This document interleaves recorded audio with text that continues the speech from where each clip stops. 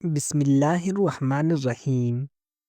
نفاق کوئی معمولی گناہ نہیں بلکہ ایک ایسا مرض ہے جو ایمان کو اندر سے کھا جاتا ہے۔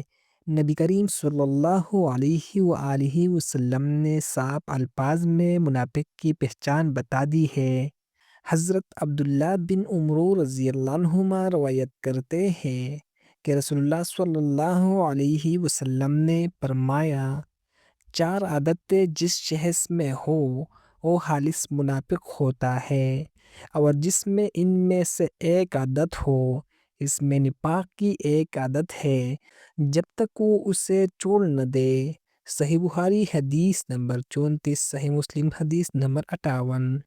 حضرت ابو ہریرہ رضی اللہ عنہ روایت کرتے ہیں کہ رسول اللہ صلی اللہ علیہ وآلہ وسلم نے فرمایا، منافق کی تین نشانیاں ہیں: جب بات کرے تو جھوٹ بولے، جب وعدہ کرے تو خلاف ورزی کرے، اور جب اس کے پاس امانت رکھی جائے تو خیانت کرے۔ صحیح بخاری حدیث نمبر 33، صحیح مسلم حدیث نمبر 59۔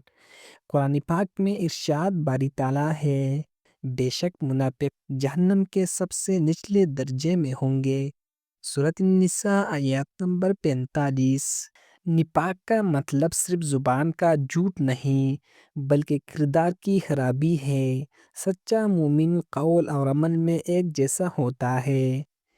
اپنے دل اور اعمال کا آج ہی محاسبہ کرے، اور اگر ان میں سے کوئی عادت ہو تو فوراً توبہ کرے۔ ویڈیو کو شیئر کرے تاکہ یہ نصیحت کسی اور کو بھی اپنے ایمان کی فکر میں ڈال دے۔ یا اللہ ہمیں نفاق سے بچا اور خالص ایمان عطا فرما۔